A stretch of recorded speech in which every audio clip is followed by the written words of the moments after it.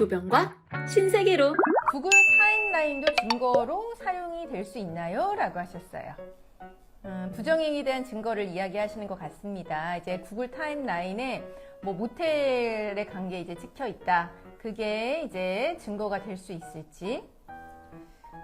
일단은 구글 타임라인은 뭐 정확하게 직접적인 증거라고 보기는 어렵긴 합니다. 그러니까 저도 제출은 해봤지만은 그게 직접적인 증거라고 보기는 어렵긴 해요. 네. 근데 타임라인 그 실시간 올라오지 않습니까? 그러면은 뭐 어디 모텔을 갔다 이러면 그 모텔 CCTV 같은 거에 대해서 저희가 증거 보전을 신청할 수가 있습니다. 그러니까 그런 식으로 이제 증거를 확보할 수 있는 방법이 또 이용될 수도 있거든요. 네, 네네. 그래서 그 구글 타임라인 자체만 가지고는 증거로 되기는 좀 부족합니다. 그리고 남편이 계속 사업 빚을 져서 결국 신용불량자가 되었고 계속 돈을 제가 갚아주는 상황인데요. 더 이상은 힘들고 남편 재산이 절반을 다 날렸어요. 제 명의 재산만 남았는데요. 이혼할 때 이건 분할하게 되나요? 라고 하셨어요. 남편이 계속 채무를 졌고 그거를 갚느라 남편 재산은 거의 다 나갔어요. 내 재산만 남았는데 이제 이혼을 하는 경우에 내 재산까지 분할을 해줄까봐 걱정이 되시는 것 같아요. 이런 경우는 어떻게 될까요?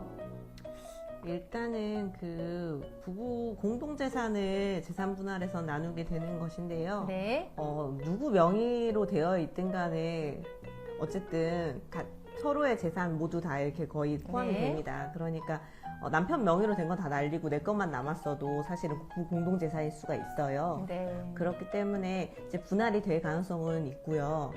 그렇지만은 이제 기여도 부분에서 상대방이 뭔가 사업으로 인해서 많이 그렇게 없애버렸다고 하면은 저희가 기여도에서는 좀 더 유리하게 되겠죠. 네, 네. 네. 그래서 이런 경우에 거의 서울가정법원 같은 경우는 좀 약간 재산분할 기여도에서 적극적으로 고려를 해주고 계신 것 같아요. 그래서 이런 상황이라고 하면은 이걸 뭐 내가 반반을 나눠줘야 된다거나 이러지 않고 남편이 사업이나 이런 걸로 탕진한 금원이 반영이 돼서 나한테 유리한 결과로 될 것 같으니까 그건 너무 걱정하지 않으셔도 될 것 같습니다. 네, 그리고 이혼 소송에서 1심 결과가 나오면 2심에서는 크게 바뀌지 않나요? 라고 하셨어요. 어떤가요? 일단은 이혼소송 보통 1심을 제일 길게 합니다. 네. 그래서 이제 1심에서 사실 조사 같은 걸 많이 하고 거기에서 인정된 사실관계 이런 게 많이 반영이 되고요. 2심에서도 판사님들이 1심의 그런 결정을 많이 존중하시는 편입니다.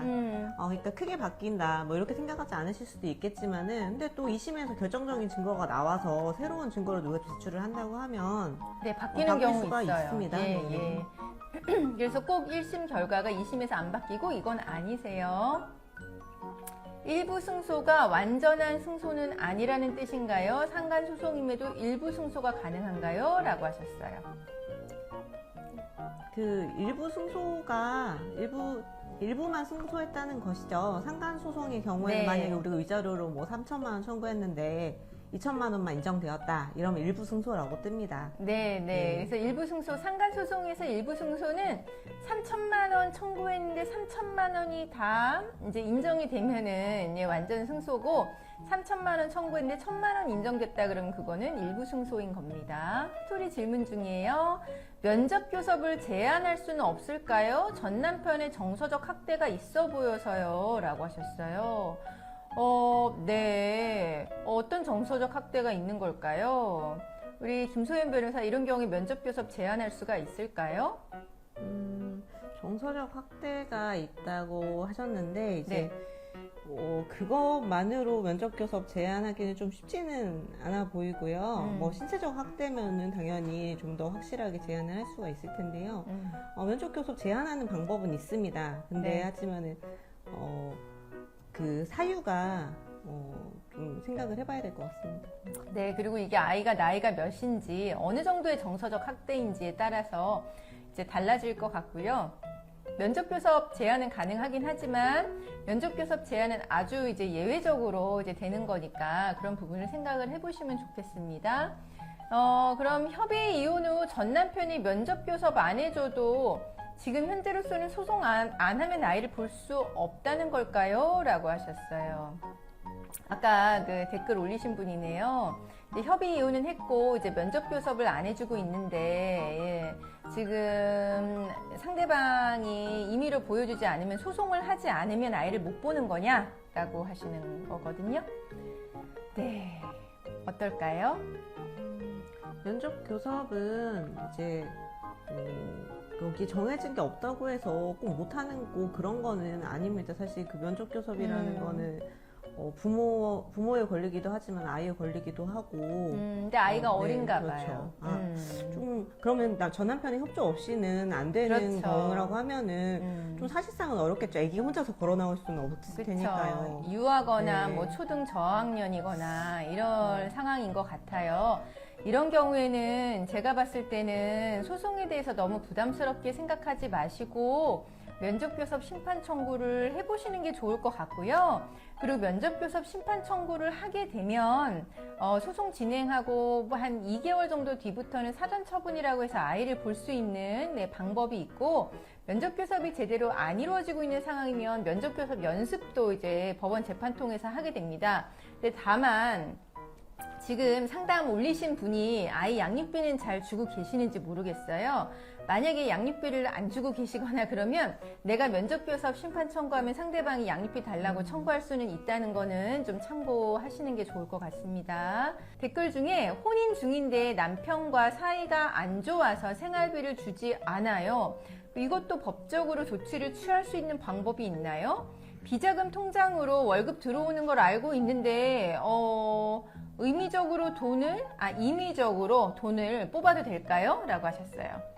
지금 남편이 생활비를 안 주고 있어요. 네, 근데 이제 남편 통장에 돈이 들어오는 걸 아는데 이거를 임의로 뽑아도 되냐라고 하셨는데, 그럼 비번을 알고 있다는 이야기신 건지 이거 뽑으면 어떻게 될까요? 일단은 부부 사이에 법률적 부부라고 하면은 뭐 친족 상도례라는 게 있어가지고 횡령이나 뭐 사기나 이런 것들은 안 되긴 합니다. 절도도 안 되고. 근데 여기서 지금 비밀번호 치고 들어가가지고 이제 그걸 뽑는 것 자체는 조금 다른 법에도 걸릴 그렇죠. 수 있을 것 같아서 네. 조심스럽네요. 네, 그리고 재산죄는 네. 안 되지만 네. 이제 다른 네. 법이 해당이 될 수도 있고, 원래 비번을 공유하는 뭐 생활비 통장이라고 하면 좀 문제가 적겠지만 남편이 비자금 통장이면은 남편이 나한테 안 알려줬던 거잖아요. 예.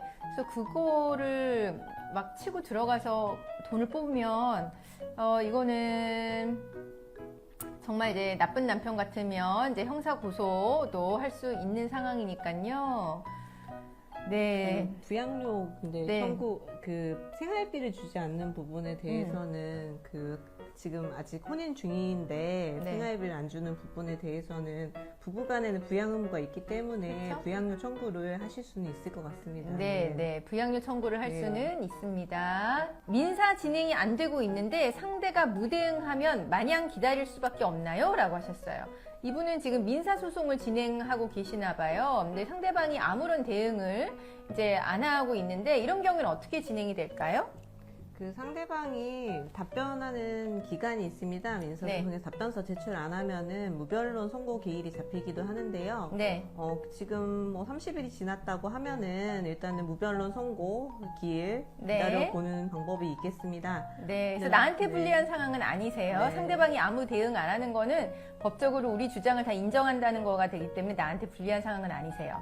이렇게 질문 답변 해드리다 보니까 이미 30분이 지났습니다.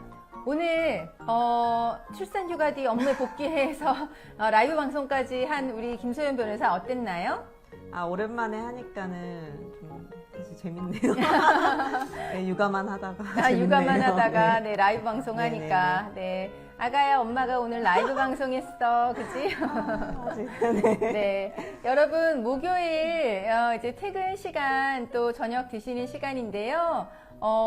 오늘 이제 지나면 설 연휴가 시작이 됩니다. 여러분 새해 복 많으시고 많이 받으시고 연휴 잘 보내시기를 바라겠습니다. 저희는 이만 인사드리겠습니다.